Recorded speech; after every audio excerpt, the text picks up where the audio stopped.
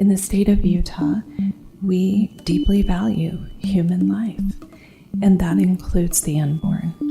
This bill clarifies our language in order to strike the very best balance of protecting innocent life and protecting women who find themselves in dangerous and rare complications and emergencies during their pregnancies. That is such an insult to a woman or a person who could get pregnant to be told that her body, her health care was no longer her decision. It became Representative Lisenby's decision and the decision of the Utah legislature. Abortion is once again in the crosshairs of the Utah legislature. I'm Sean Higgins. And I'm Sage Miller. We didn't hear a whole lot about abortion in the first half of the legislative session, but now, 6 weeks in, it's fully in the spotlight. This week on State Street, we're looking at the bill simply called Abortion Changes. It was introduced on Valentine's Day. It's sponsored by Republican Representative KUER Lisenby and Senator Dan McKay. McKay is actually the lawmaker who wrote Utah's abortion trigger law that is blocked by the courts right now. The Abortion Changes bill would eliminate abortion clinics in the state. All abortions would have to happen only in a hospital or state-approved clinic. The only exception is if a medical emergency makes that impossible. It prohibits victims of rape or incest from getting an abortion after 18 weeks of pregnancy. And it gives access to abortion to all children younger than 14. That's because they're assumed to be a victim of sexual violence. This is just one piece of a larger nationwide movement to limit abortion after the Supreme Court overturned the constitutional right to the procedure last June in Dobbs v. Jackson Women's Health Organization. Just ahead, we'll be talking to the bill sponsor and the CEO of Planned Parenthood Association of Utah. You're listening to State Street.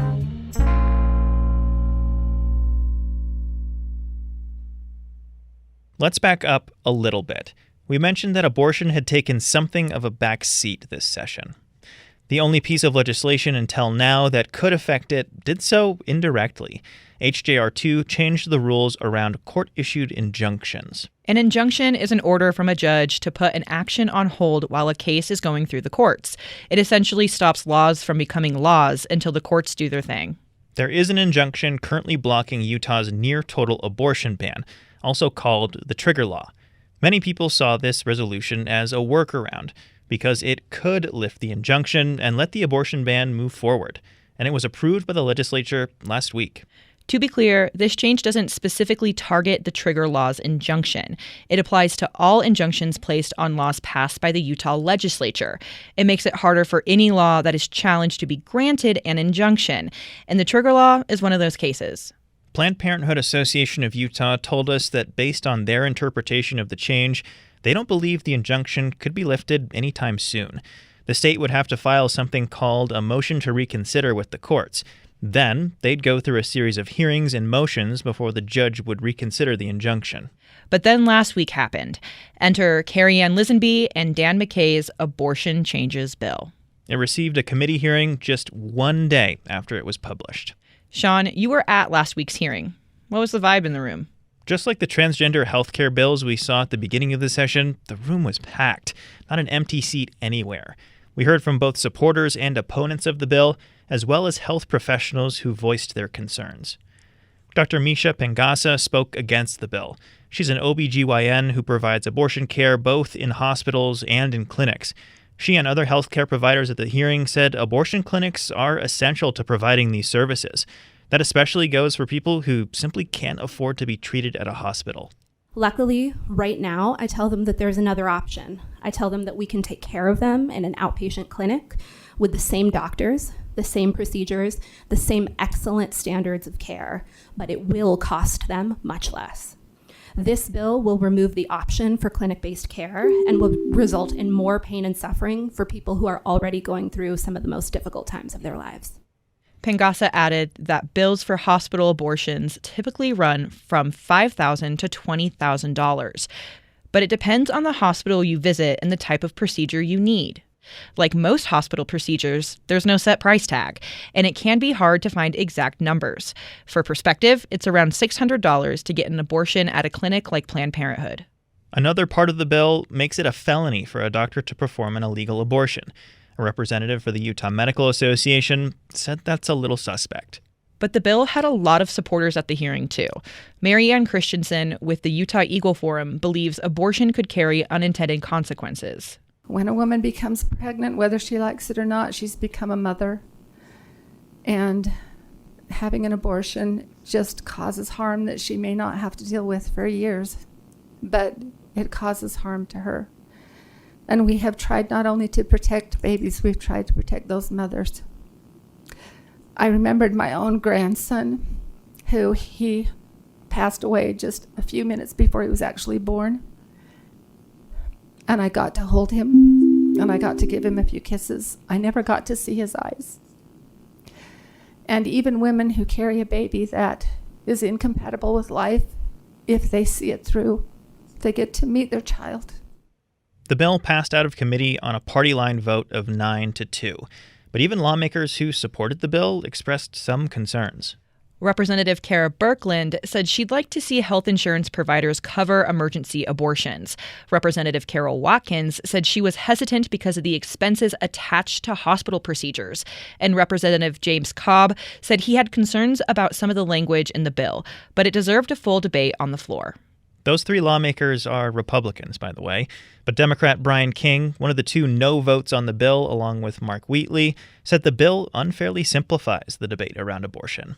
I do not believe this is an either-or situation. It gives me, in many areas of my life as a human being, and all of us, I think, comfort to think that really tough choices can devolve, can end up as just being right versus wrong, and so we're going to choose right. And we want to, it gives us comfort to avoid the nuance and complexity of our lives. But our lives are nuanced, they're complex, they're messy. We're going to take a quick break. When we come back, we'll hear from the bill's sponsor and what the CEO of Planned Parenthood Association of Utah thinks about the bill. You're listening to State Street.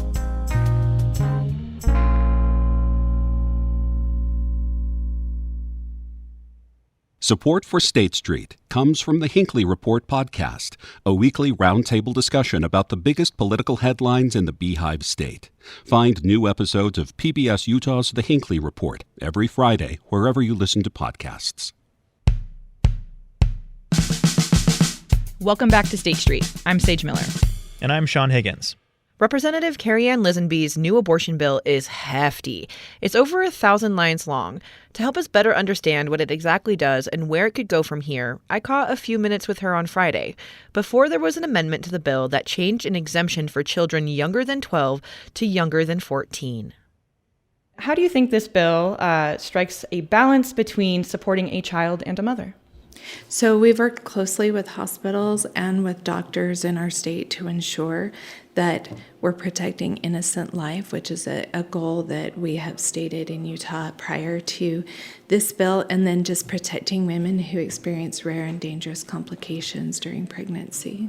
Is there any other modifications that you're willing to make to the bill? So I am looking at a few changes. They are pretty minor. I think the bill is pretty good as is. There was a lot of misconception shared in the committee, and we tried to clarify and clear it up, but I think that's still getting shared in the media and in the public. So just really quick to clarify, there is language in the bill that allows for a process for clinics to be certified to provide abortions for people who are seeking a legal abortion in Utah under our law. But we are delicensing abortion clinics that are primarily performing right now elective abortions. So it's a very nuanced approach, but we're saying there is a process. We're not just saying a woman has to go to a hospital. There's a process for clinics to be certified to perform abortions that will be legal in Utah under our trigger law when the decision comes down from the courts. Is there any other misconceptions that you think is being circled that you'd like to clarify? Yes, thank you. The presumption is one of them, right? A couple of news outlets actually reported that we were not allowing anybody except those under the age of 11 to have the rape or incest exception, which obviously it's just a misreading, and I get it. The language is kind of hard in the bill, but that's actually a presumption that excludes individuals currently under 11, but we are looking at the age, from having to report to law enforcement. So they are presumed to have been a victim of incest or rape. So that hopefully that clarifies that. And if this bill passes, when will it go into effect? So this bill will go into effect on the normal effective date process when the governor signs, and then so it'd probably be in May. And how will it work with the current injunction in place on Utah's abortion trigger law?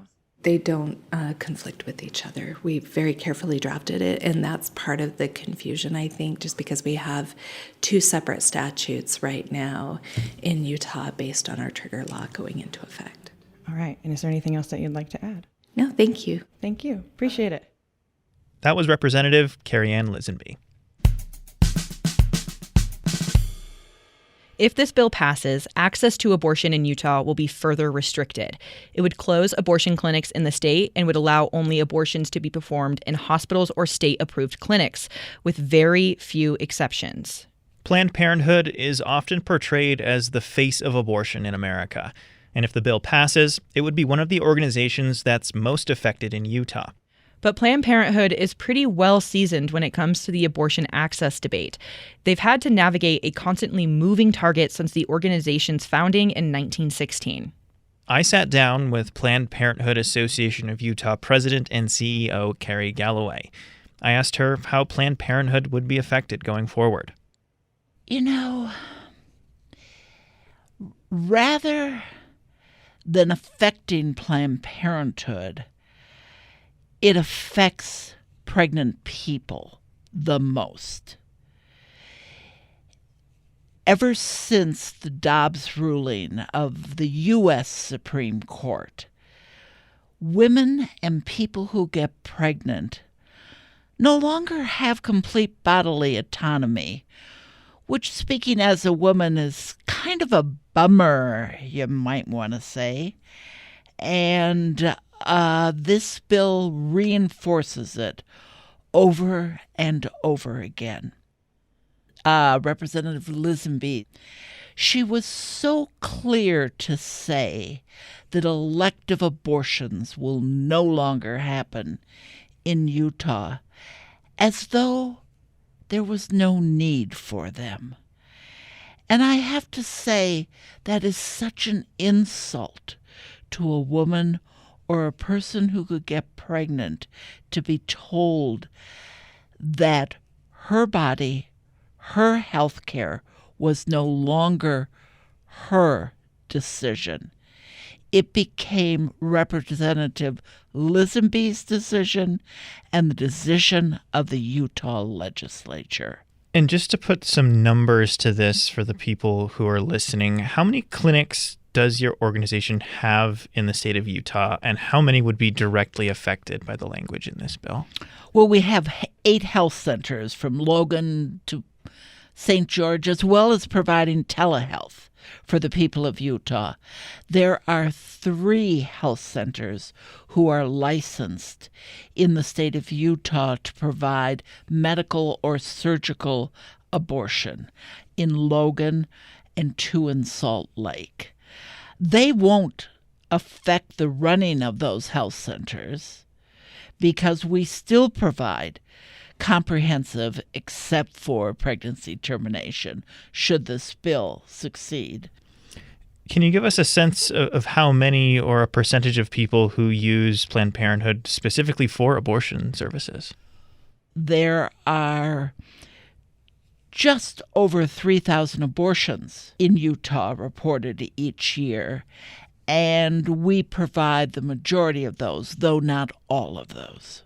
Is there something in this bill that you think people aren't talking about enough? The hardest part for me that no one's talking about is, where is the state's responsibility to those people's life they have taken control over? I would have assumed that they would have stepped up to the plate and said, if we're going to take away your right to bodily autonomy, let's at least give you some family planning. But no, they ignored it again. If this law does pass, how does Planned Parenthood of Utah plan to proceed? Will you file a lawsuit? Well, it's hard to know. Things have changed. Because Dobbs did turn these decisions about abortion back to the states, and the state is making new laws, it makes it difficult as far as the rules, following the rules, which we always do, to figure out our course of action. Right now, our course of action is to have the people of Utah speak to their elected officials about what they want and what they need. Carrie Galloway, thank you so much for your time. Thank you for your interest.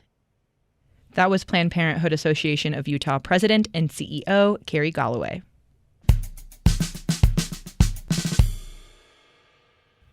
So, what's next for the abortion changes bill? Well, the bill passed out of the House on Friday, but a lot can happen between where it is now and Governor Cox signing it into law. But Cox said he feels pretty good about where the bill stands currently.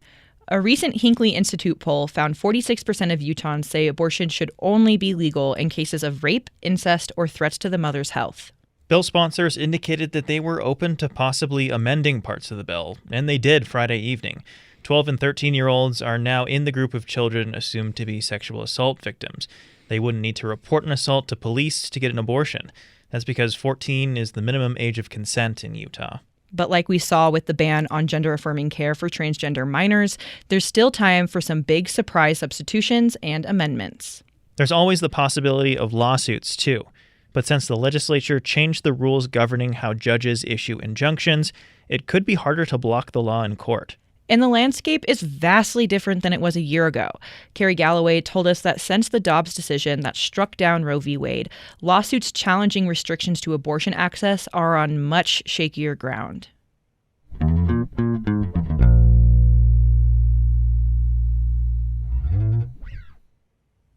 Well, we're nearly done with the 2023 legislative session. Only 2 weeks to go. The end is in sight, Sage. But there's still a slew of things that could happen. Like tax cuts. Majority, House, and Senate leadership announced their plans to slash the income tax rate by 0.2% last week. In human words, if you're a fam of four who brings home about $80,000 a year, leadership says you'll save around $200. The legislature signaled they're down to remove the sales tax on food, too, but not unless Utahns say income tax can be used for something aside from public and higher education. AKA, you voters are going to have to approve a good old change to the Utah Constitution. Right now, the Constitution says that money collected as income tax must go toward public education and state-run universities. So, it seems like we'll figure that one out in the 2024 election, which, despite how much you don't want to think about it, it's creeping around the corner. Oh my gosh, Sage, stop. We are not going there yet. No election talk, please. It's coming. But that does it for this episode of State Street. I'm Sage Miller. And I'm Sean Higgins. The show's executive producer is Caroline Ballard. Editing and production support comes from KUER News Director Elaine Clark and David Childs, who's responsible for making us sound oh so good. He selflessly and tirelessly pulls long hours to give listeners that crisp State Street sound. Not to mention, David is responsible for all the sick sound effects you hear, and surprising us with the outtake at the end of the episode. Genius. Our digital team includes Jim Hill, Raquel Davis, Renee Bright, and Eleanor Gomberg. State Street is a production of KUER. If you're a fan of the show, leave us a review on Apple Podcasts or wherever you're listening. It helps other people find State Street. See you next week.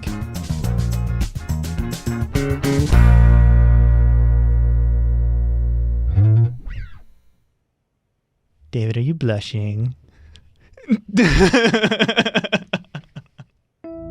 from KUER.